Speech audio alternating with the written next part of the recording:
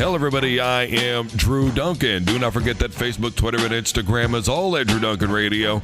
You can find me on YouTube and Patreon by looking for Drew Duncan Radio. And do not forget that I am wherever you are listening to podcasts. Simply tell your device to play Drew Duncan on iHeartRadio, Google Podcasts, Apple Podcasts, CastBox, Deezer. I am wherever you are listening to podcasts. Folks, I am super thrilled to have our next guest on the program.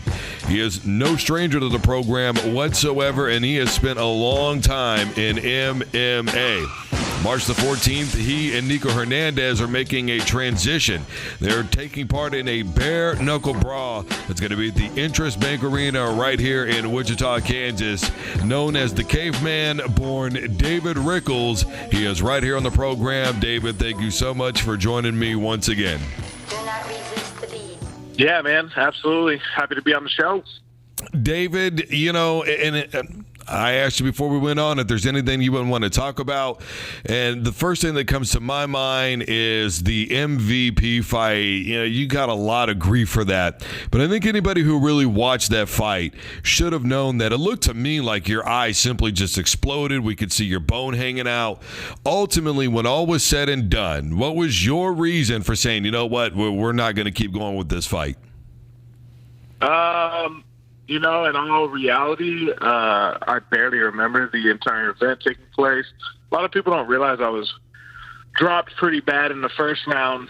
And when he hit me with the shot that I don't remember talking to my corners in between rounds, the only thing that brought me back into what we would call consciousness was the shot that blew my fucking eye apart. So, I time traveled and kind of came back getting rocked with a big fucking shot. And yeah, man, I was just I was overwhelmed. I couldn't find him. I couldn't get anything done. And I thought better for my career to chalk this up as an L and not get fucking brain damage. One of the things that I think people forget about with athletes is you're still human beings. I mean, David, you've got a wife, you've got a family to take care of, you've got a little one at home. Ultimately, all those things also play a part of your decision-making. Isn't that correct? Yeah, man. I haven't really even told anybody this, but in the back of my head at that moment, the only thing I could think of was like, fuck, I do not want my kids to see me sprawled out, lifeless on the ground. You know what I'm saying? And I've never had that happen before because, most of the time you mentally prepare yourself for that sort of thing, man. Like, hey, this can happen. And I just was not in the right mind frame to put it all on the line that night. And, man, I mean, no one regrets it more than me, to be honest. We're talking to David Rickels right here. My name is Drew Duncan. He's got a bare-knuckle brawl coming up on the same fight card as Nico Hernandez. As I made mention of, you spent a lot of time in MMA. You're the OG in Bellator. Let's be honest. You're the Bellator OG right now. Why are you making this transition? Is it a permanent transition? Is it a one-off? What is your feeling going into this, David? I don't know, man. When they, all the hype started to get around, that they were legalizing bare-knuckle and shit like that, man, I was hype.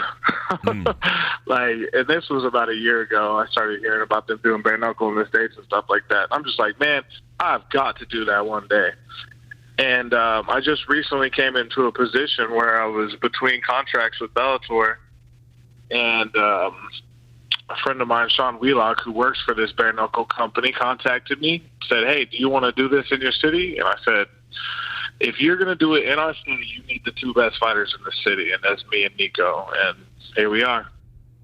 Is this something, though, because, there's kind of that stigma right now that this is for guys who are getting to the level where they're about to retire. It's kind of on the bucket list thing. I interviewed Josh Dempsey. That's one of the things that he told me. Is that kind of what it is for you, or is it just to stay in shape? It's a bucket list deal? Because a lot of people also don't see it as anything more than a glorified bar fight. What is David's overall perspective? Man, those people are some schmucks, anyone who calls it a glorified bar fight. Honestly, most people are scared. They're scared to even put on MMA gloves. They're scared to even go to their local gym and train one day and get punched in the face. Most people go through their entire life and never get punched in the face. I'll tell you what, man, there are people like me who just enjoy it. And, you know, I've been doing bare-knuckle fights in my backyard of Derby, Kansas, you know, when I was 16, 17, and 18. And why not bring it back right here for the city?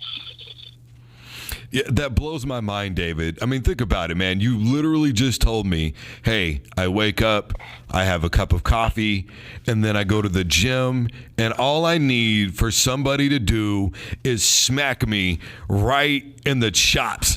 And I enjoy that. I mean, you understand what you just told me there, David? Yeah, no, I get it, man. I understand that most people can't relate, but, like, it's the same for me and an artist. Like, I can't understand someone with the patience to sit down and draw, you know, a magnificent piece of artwork. My artwork is in my hands and my feet and my knees and my elbows.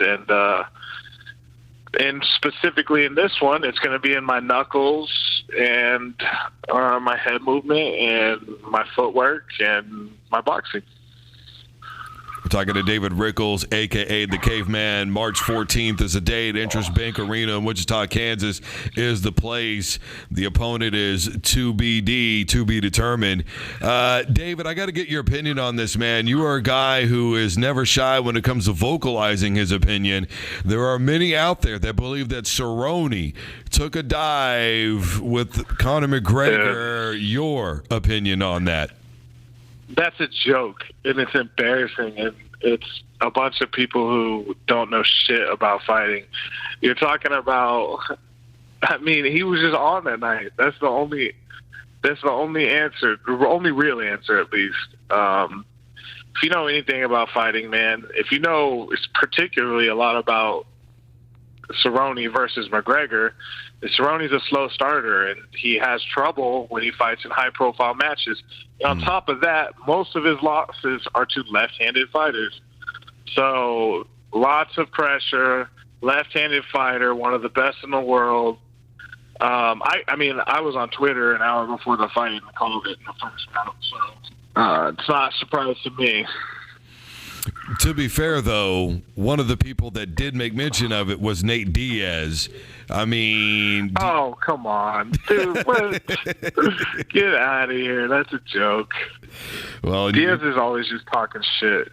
And you already know my stance on that. I don't think there's a bigger fan of McGregor out there than one Nate Diaz. David, right. As I do with all of my guests, I give them an opportunity to say whatever it is that's on their mind. There's no right or wrong answer here. The floor is 100% yours. Man, honestly, I'm just really excited to perform in front of my hometown. That was a huge part of the deal for me to fight. Bare-knuckle was like, man, I don't really, you know, I'm going to do this in my city. Like, that is why I want to do this and where I want to do this. And I'm going to get the city hype, man. I know Nico's going to do the same thing. Everybody, that is David the Caveman Rickels. David, best of luck to you and Nico Hernandez in your upcoming brawl. Thank you. You're very welcome. All right, everybody. I am Drew Duncan. Facebook, Twitter, and Instagram is all at Drew Duncan Radio. You can find me on YouTube and Patreon by looking for Drew Duncan Radio, and I am wherever you're listening to podcasts. Simply tell your device to play Drew Duncan on Spreaker, Google, iHeartRadio. I am wherever you are listening to podcasts. And as always, don't you dare touch that dial.